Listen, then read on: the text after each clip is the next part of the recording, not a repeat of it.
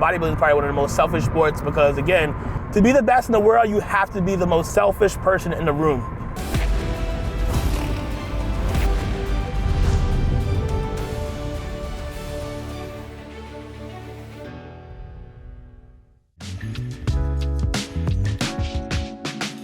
What's going on, Muscle and Strength? This is IFBB Pro and two-time 212 Olympia champion Shaun Clarida here. So it is now 10:30 a.m. I just had my first meal. Now it's time to go, head to the gym, and train.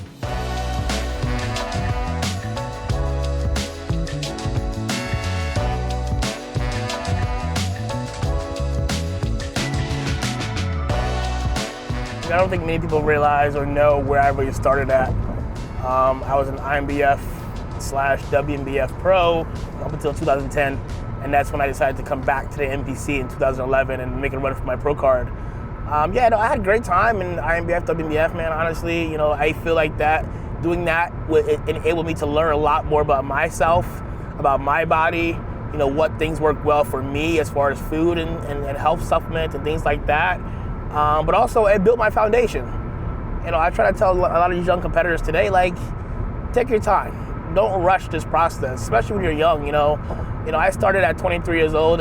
I think that's a little bit later than what I hoped. I wish I started earlier, but everything happens for a reason. So I started at 23, and again with the IMBF, WMBF, had a great career there.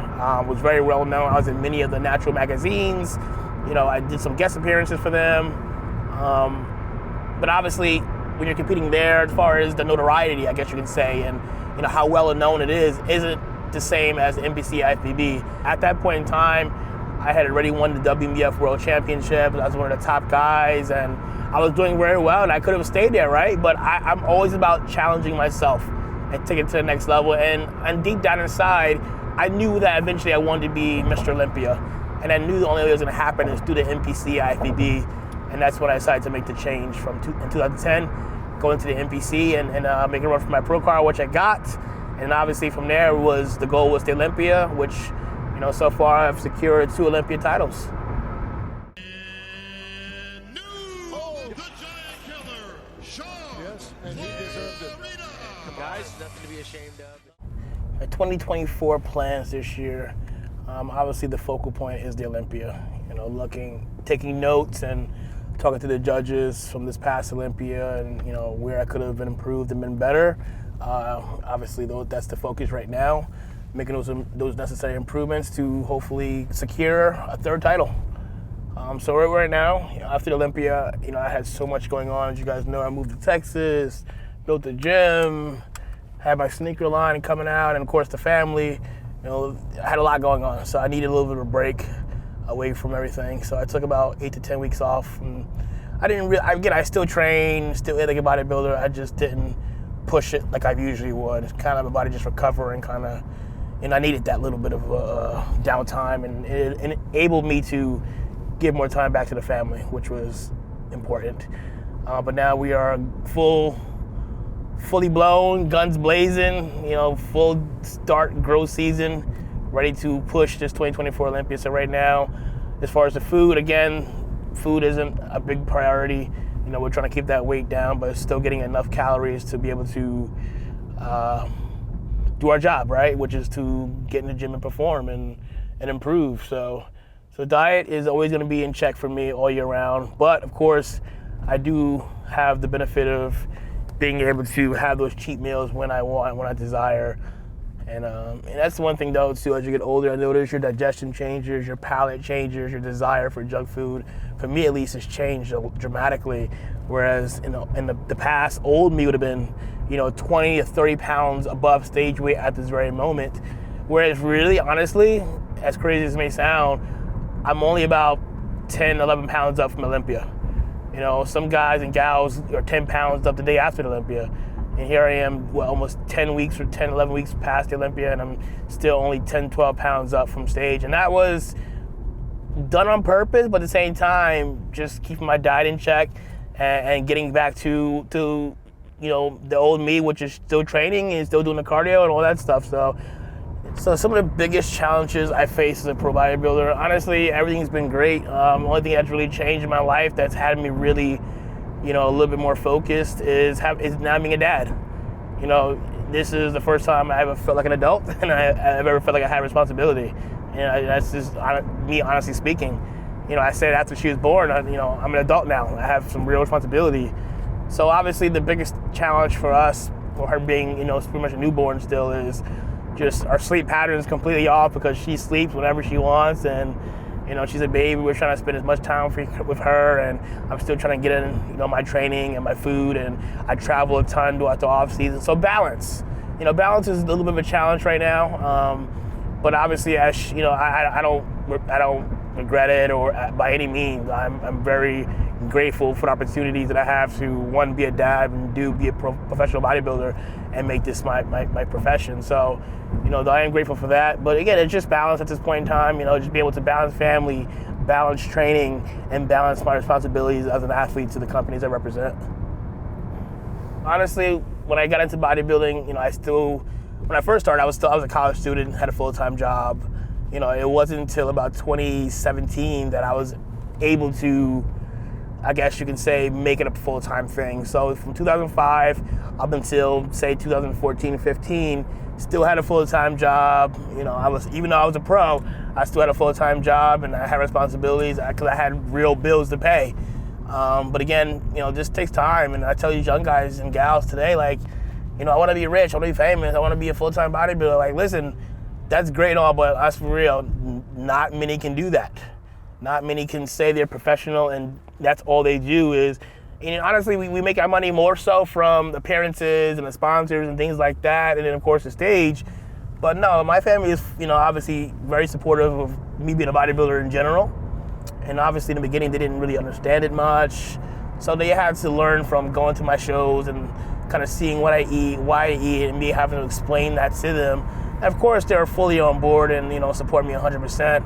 As far as the wife, obviously she's always had my back, always supported me. And I'll be honest with you guys, when I first, wanted to go make this a professional thing and focus full-time on bodybuilding, it was hard. We struggled for sure in the beginning. But she believed in me and she stuck around and we rolled this thing out. And, again, we had some good days and some bad days. And but we made it. And we made it because we believed. We believed that I can do this and be one of the best bodybuilders in the world and make this a full-time thing and still be able to be successful both on and off the stage. So people use the word suffering in bodybuilding. I mean, I hate to say that because I believe there's people in the world going into a lot worse things than us and having to do extra hours of cardio and eating very minimal food. Let's be real, people around the world are eating no food a day and sleeping on the street. So no, I don't use the word suffering. Is bodybuilding hard? Absolutely. To be able to train for 2-3 hours on very little sleep, having to do hours of cardio, having to eat very limited amount of food. It gets hard. It gets very tough, both mentally and physically, for me especially. I don't want to be bothered. My wife can tell you, she and I do not talk when I'm in prep because I don't have the energy and I'm very bothered, honestly. So it's just, honestly, I can't really explain it because everyone has their own way of dealing with that, of coping with that those hard times during prep. For me, as I mentioned earlier, I'm a big believer in peace and quiet. So for me, what helps me is being alone. And as bad as that sounds, now having a family, it's bad that I say that. But yes, I need to be alone in order to get those hard moments. And there are days that I cry. I'm not gonna lie to you. I do cry a lot during prep because it gets to the point where it gets so freaking hard that there's days like I don't want to do this, but I do want to do this, right? Because at the end of the day, I know that this is very temporary. And what I'm going through now is what's gonna make me the best athlete on that stage later.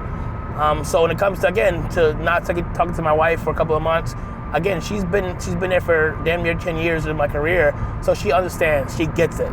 She knows that this is temporary. This time away from her is temporary.